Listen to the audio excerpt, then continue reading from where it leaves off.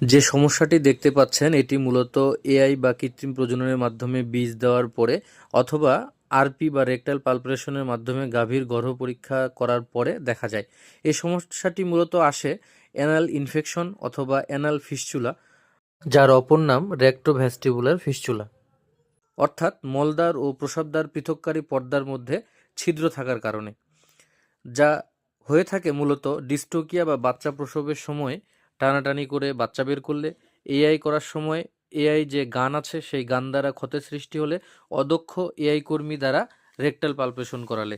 আর এর সমাধান টাইমোনিয়াম বা ডোটাভিরিডিন জাতীয় ওষুধ ব্যবহার করে প্রাথমিকভাবে সমাধান পাওয়া যায়। তো বেশিরভাগ ক্ষেত্রে এর সমাধান পাওয়া যায় না ভালোভাবে এই ওষুধগুলোতে। তখন অবশ্যই একজন জরুরি ভিত্তিতে রেজিস্টার্ড ভেটেরিনারি চিকিৎসকের পরামর্শ গ্রহণ করবেন, কারণ এতে অর্থাৎ অ্যানেস্থেশিয়ার ইনজেকশন দেওয়ার প্রয়োজন পড়তে পারে।